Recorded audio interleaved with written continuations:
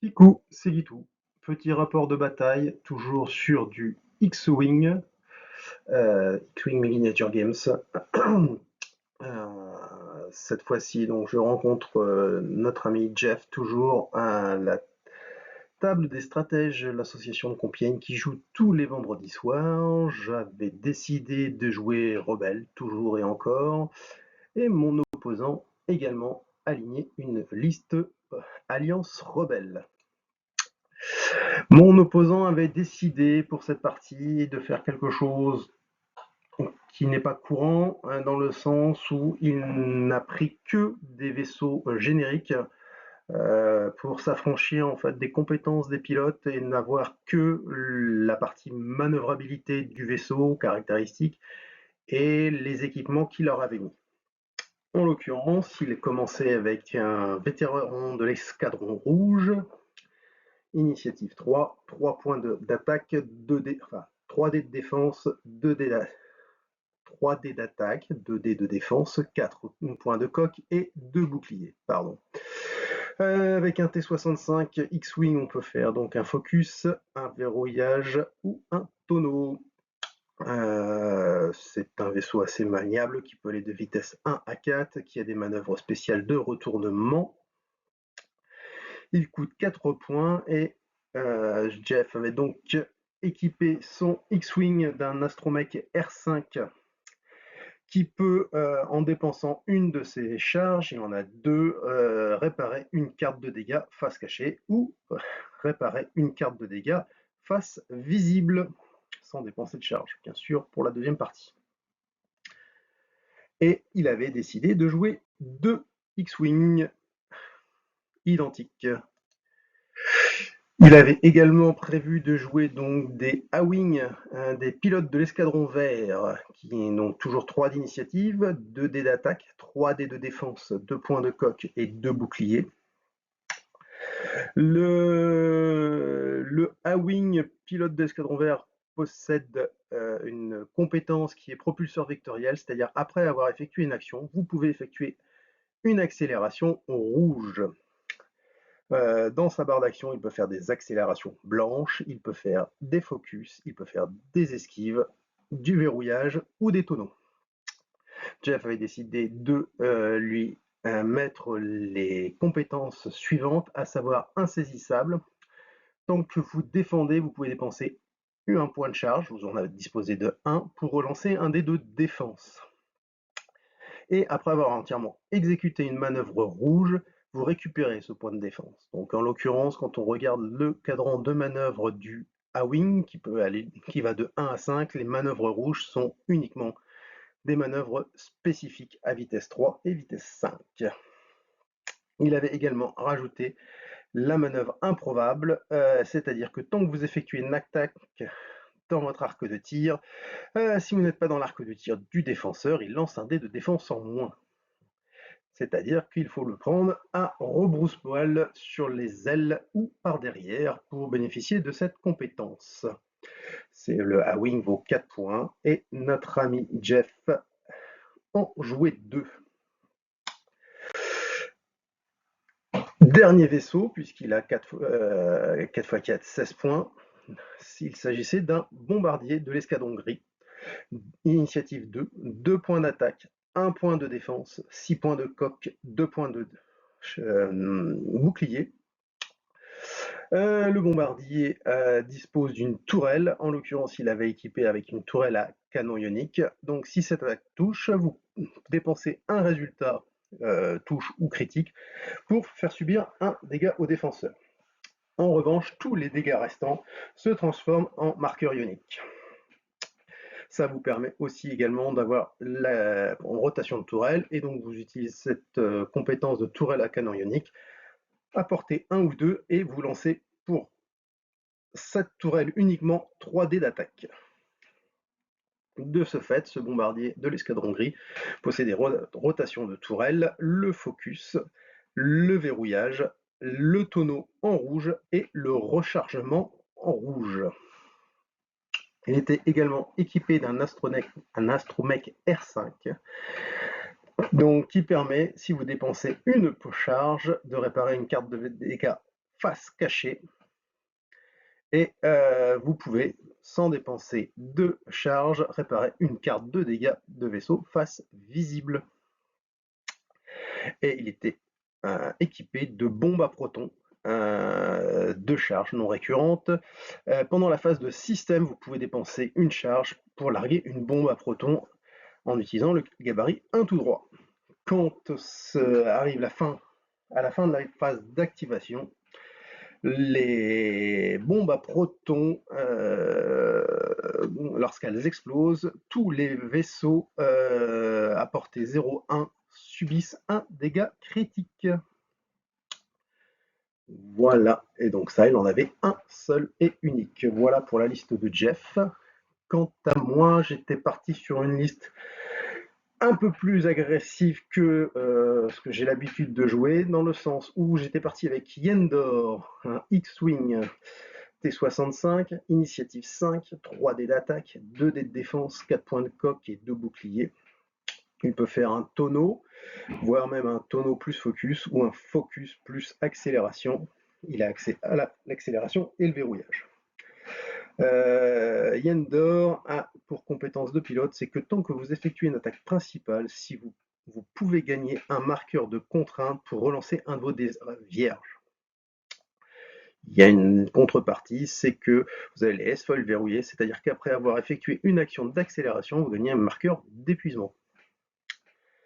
Il dispose aussi d'un astromech stabilisé qui permet d'utiliser une charge. Il en possède une pour réaliser une action blanche, même si vous êtes stressé. Il a des torpilles à plasma qui vous permettent 2 fois de réaliser une attaque à 3D portée 2-3. Les résultats critiques sont annulés avant les résultats classiques. Et après avoir touché cette attaque, le défenseur peut perdre un bouclier s'il lui en reste. Et enfin, il bénéficie d'une compétence qui est rare, qui est liée à la bataille d'Andorre, qui s'appelle C'est un piège. Tant que vous défendez, s'il n'y a plus d'autres vaisseaux alliés que vous, de vaisseaux ennemis à portée 0,1, vous pouvez relancer un de vos résultats vierges. Le deuxième vaisseau était Jina Moonsang, donc initiative 5, 3 dés d'attaque, 1 dé de défense, 4 dés de coque, enfin 4 points de coque, pardon, 4 boucliers. Gina peut faire comme action un focus, voire un focus plus un tonneau. Elle peut également faire un tonneau tout seul dans son petit coin et un verrouillage. Elle a une compétence qui fait qu'au début de la phase, vous devez, je répète bien, vous devez transférer un de vos marqueurs stress à un autre vaisseau allié à portée 0,2. J'ai positionné sur ce vaisseau des canons laser synchronisés. Donc si vous êtes calculateur, c'est-à-dire que si vous avez un calcul, le défenseur ne peut pas utiliser de bonus de portée quand vous utilisez cette arme. C'est une arme qui lance 3D à portée 2-3. La particularité du B-Wing est qu'il a des S-foils stabilisés. Donc je les ai utilisés uniquement en déplié du début à la fin de la game, puisque après avoir effectué une attaque, vous pouvez dépenser votre verrouillage sur le défenseur pour effectuer une attaque bonus de canon, en utilisant les caractéristiques du canon, si vous ne l'avez pas déjà utilisé à ce round.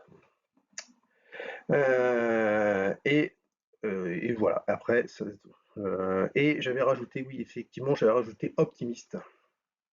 Donc quand je perds un vaisseau allié à portée 0,3, ce vaisseau qui porte optimiste peut effectuer une action d'accélération ou de focus. Gina coûte 4 points.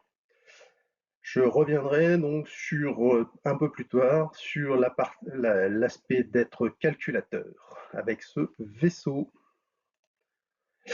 J'avais également équipé Kraken Initiative 5, donc c'est mon 3e vaisseau à Initiative 5, qui a 2 dés d'attaque, 2 dés de défense, 2 points de coque et 2 boucliers. Il peut faire un focus, il peut faire un verrouillage, il peut faire un tonneau rouge. Je l'ai équipé de chef d'escouade qui permet de faire une action de coordination rouge, à condition que celle-ci est également dans ma barre d'action. Kraken a une compétence intéressante qui est après avoir effectué une attaque, vous pouvez choisir un vaisseau allié portée 1. Ce vaisseau peut effectuer une action en la considérant comme rouge. Donc il vous faut attaquer, mais pas nécessairement que l'attaque réussisse pour pour que vous ayez un vaisseau qui puisse effectuer une action rouge. Et il possédait système de commande de tir qui fait que je peux relancer un dé d'attaque lorsque je tire sur un vaisseau qui est verrouillé. J'ai ajouté cette fois-ci à Initiative 4 l'ami Gavin Darklighter qu'on avait vu la dernière fois, donc 3 dés d'attaque, 3 dés de défense, 3 points de coque, 3 boucliers, le fameux E-Wing, un de mes vaisseaux préférés, qui peut faire énormément de choses, des tonneaux, des accélérations, des tonneaux plus verrouillage, des accélérations plus verrouillage, des focus, des esquives et des verrouillages. Darklighter a une compétence de pilote intéressante qui fait que tant qu'un vaisseau allié effectue une attaque, si le défenseur est dans votre arc de tir, l'attaquant peut changer un résultat en critique. Et il a une deuxième compétence qui est liée au E-Wing, c'est que les E-Wing permettent de verrouiller une cible au-delà de la portée 3, mais vous empêchent de verrouiller à portée 1. Je l'avais également équipé d'un système de commande de tir qui me permet de relancer un dé d'attaque si la cible est verrouillée quand je l'attaque. J'avais mis des torpilles à plasma qui permettent donc en utilisant une charge de lancer 3 dés portée 2-3. Les résultats critiques sont neutralisés avant les résultats classiques et par contre s'il reste un bouclier, l'attaquant perd un bouclier. Et j'avais également équipé d'optimistes qu'on vient de voir un peu plus tôt, qui me permet de faire un focus ou une accélération si un de mes vaisseaux alliés est détruit. Et le petit dernier est Erza Bridger, initiative 3, qui donc dans un taille LN, alors donc 2 dés d'attaque, 3 dés de défense, 3 boucliers, 1 point de force récurrent. Donc sa compétence de pilote est tant que vous défendez ou effectuez une attaque, si vous êtes stressé, vous pouvez dépenser 1 point de force pour changer 2 de vos dés focus en esquive ou en touche. Alors que normalement, je rappelle, un point de force ne permet de changer qu'un seul focus dans une de ces en esquive ou en touche. J'avais rajouté sur celui-ci l'as de la manœuvre qui permet en plus si je ne suis pas dans le bullseye de mon attaquant, je peux faire exactement la même chose, dépenser un point de force pour changer de focus ou en 2 esquives, et uniquement quand je défends. Voilà, et je lui ai rajouté K2SO qui combotte donc avec Gina sur son B-Wing.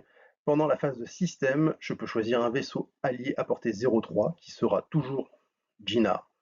Ce vaisseau gagne un marqueur calcul et un marqueur de stress. Donc en clair, Gina récupère un marqueur de calcul et un stress. Le stress, elle le donnera à Erza Bridger pour pouvoir utiliser sa compétence de pilote, lui permettant avec un point de force de changer de résultat quand elle attaque ou elle défend. Et le calcul permettra que quand Gina tire au canon, on ignore le bonus de distance de défense. Donc en clair, au canon, quand je tire à 3, à portée 3, mon adversaire ne bénéficie pas du dé supplémentaire quand il défend, ce qui est bien. De ce fait, Erza donc a possibilité de faire l'action calcul, l'action de brouillage, un focus, une esquive, un tonneau, et elle peut également exceptionnellement faire le verrouillage puisque j'ai rajouté avec le petit point qui restait un ordinateur de visée. Voilà pour les 2 listes qui vont s'affronter. Eh bien, allons-y. Scénario choisi au hasard, toujours sur un dé de 4, donc brouiller les transmissions. Donc le but est de brouiller les transmissions des satellites pour priver les forces ennemies d'informations précieuses. Donc le comptage des points se fait de la façon suivante. À partir du 2e round, chaque joueur gagne un point de mission pour chaque satellite sous son contrôle. Euh,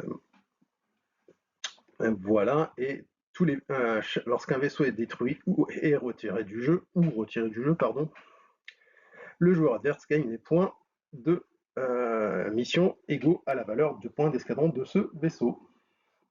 Pardon. C'est un scénario, comment dire, à interrupteur. C'est-à-dire que vous avez trois satellites et donc vous vous appuyez, une fois que vous le contrôlez, vous n'êtes pas obligé de le. C'est le dernier qui a fait l'action de contrôler ce satellite qui le possède en format interrupteur. C'est le dernier qui parle qui possède le satellite. Et donc, victoire, à la fin, le premier arrivé à 20 points gagne la partie, comme d'habitude. S'il n'y a plus personne, celui qui reste, il gagne. Voilà, et à la fin du 12e round, ça prend fin. Rien de bien exceptionnel. J'ai l'initiative lors de la mise en place sur le tableau, sur le terrain. Donc, objectif central. Je place l'objectif en bas à gauche et mon adversaire le place en haut à droite. On place les différents obstacles. J'essaye de les placer au plus près des objectifs pour l'empêcher d'aller facilement sur les objectifs, notamment le nuage de gaz qui est un peu un rempart et qui alors, est-ce que c'est uniquement ça? Mais le fait est que du coup, il divise son escouade en deux parties. On m'expliquera plus tard que, comme ces A-Wing avaient la capacité de flanquer ou d'attaquer par derrière pour m'empêcher d'avoir un dé de défense, pour retirer un dé de défense lorsque j'étais en mode défense. C'est pas très clair ce que je dis, mais c'est pas grave. Bref, son idée c'était de mettre ces deux A-Wing en bout de table et d'essayer de venir par derrière ou sur les côtés tirer sur mes vaisseaux pour que j'ai le moins de chances possible de survivre. Quant à moi, j'ai mis en place mes vaisseaux et je me suis tout de suite aperçu que j'avais fait une énorme boulette. Une énorme boulette dans mon placement. J'avais mal préparé la chose et je me suis aperçu que j'avais mis Darklighter au milieu alors que c'est pas du tout l'endroit où il devait être. Le X-Wing et le E-Wing auraient dû être intervertis. Et donc j'essaye de corriger sur place quand je m'aperçois de ma grosse boulette, comme quoi rien n'est placé comme il fallait. Et je corrige et malgré ça, donc je me gourre quand même sur qui doit être où. Donc je me dis que le premier tour, je vais essayer d'intervertir le E-Wing et le X-Wing. Voilà. Tour 1, c'est donc Jeff qui prend l'initiative.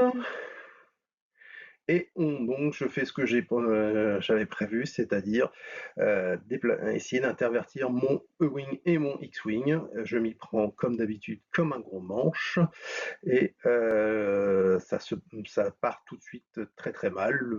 Jeff avance gentiment tout droit vers son objectif alors que moi je commence déjà à me marcher sur les pieds, voire même à chevaucher un obstacle, et comme je suis un petit vénard, j'ai en plus la chance de perdre un bouclier. Voilà, commence déjà à perdre un PV tout seul comme un gland. Ensuite, fort de cette belle manœuvre, je décide de partir sur les deux X-Wing et le Y-Wing, et je laisse tranquille les deux A-Wing de l'autre côté, ce qui a le don de faire plaisir à mon adversaire. Lors de ce tour 2, donc les deux A-Wing activent tout du moins contrôlent le satellite en haut. Je prends le contrôle de satellite au centre et Jeff prend le satellite en bas. Voilà. Pour mon plus grand bonheur, donc je viens bumper, mon T-65 vient bumper dans le wing. Tant qu'à faire, autant faire les bêtises jusqu'au bout. Voilà, donc je fais mon combo que je souhaitais, à savoir que Gina prend un focus et pas un focus, pardon, un calcul et un stress dans l'optique de tirer avec son canon avec une attaque bonus sur un X-Wing qui est un peu plus loin. Les deux A-Wing possédant étant bien tranquilles à l'arrière avec un satellite sous contrôle. Et arrive la phase de tir, et là c'est la caca, c'est la cata, c'est la catastrophe. Je parviens donc à faire ce que j'avais prévu avec Gina, c'est d'essayer de tirer sur le X-Wing en bas à droite, mais il se passe une chose terrible pour moi. Je perds Kraken en Alpha Strike. Les deux X-Wing lui tirent dessus et parviennent à me le faire sauter très très rapidement et très très facilement. Il prend 6 points de dégâts sur 8 dés de mémoire, donc voilà, quelque chose qui saute très très vite, et ça m'embête parce que Kraken était là pour donner des actions quand il tirait, et il ne pourra le faire que, il ne l'aura fait qu'une seule fois. Quant à moi, donc le Y-Wing prend 2 dégâts et Gina, malgré ses 6 dés, réussit à faire sauter 2 magnifiques boucliers au X-Wing qu'elle ciblait. C'est vous dire si j'ai eu de la veine sur ce round. Et puis, tant qu'à faire, Yendor perd son deuxième bouclier, et maintenant il est tout nu, il lui reste 4 points de coque. À la fin du tour 2, on marque les points, donc je prends déjà un bel ascendant pour la défaite, à savoir je suis à 1 et mon Jeff est déjà à 5 points de victoire. Jeff prend l'initiative pour le troisième round. Et là, je prends la décision de faire un demi-tour à mon X-Wing pour aller en face à face avec les deux A-Wing. De laisser mon E-Wing et mon B-Wing dans la zone de combat.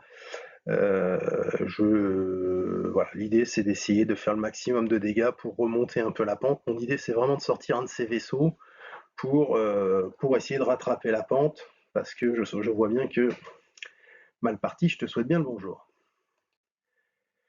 Et donc je réussis péniblement à faire sauter 2 boucliers et faire 1 point de dégâts sur son A-Wing. Résultat, comme il possède plus d'objectifs que moi, bah voilà, 2 à 7 à la fin du troisième round. Je récupère l'initiative pour ce tour 4, enfin ce round 4.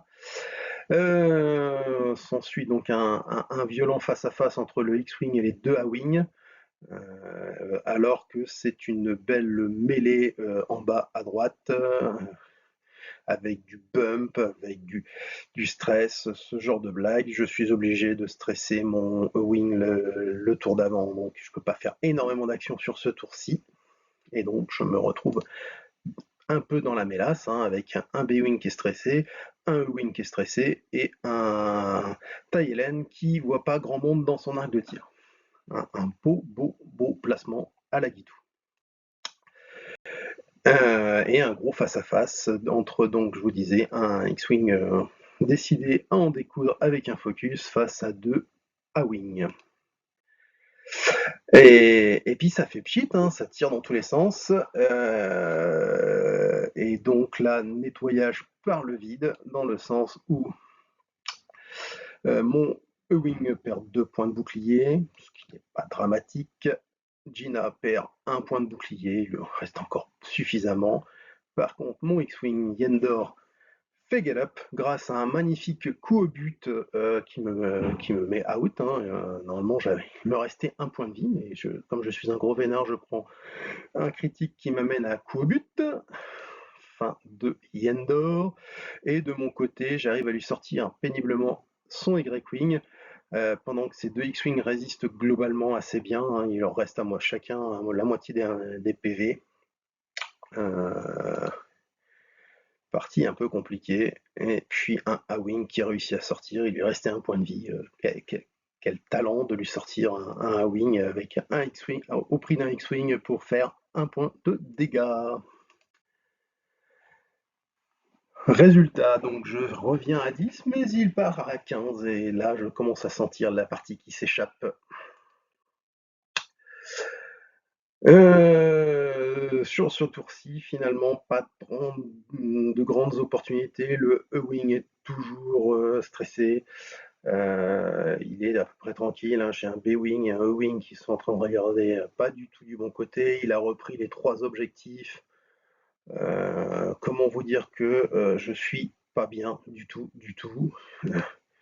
Et pour mon comble du bonheur, il me sort bah, mon taille Hélène, et là la partie elle est moute, hein. Il me reste deux pimpins, et pas les meilleurs, enfin si les plus résistants. Le wing est manœuvrable, mais voilà, il est trop tard. Voilà, quant à lui, bon, j'arrive à lui réinfliger des points de dégâts, mais c'est trop peu, c'est trop peu, pas assez de sorties. C'est la tristesse.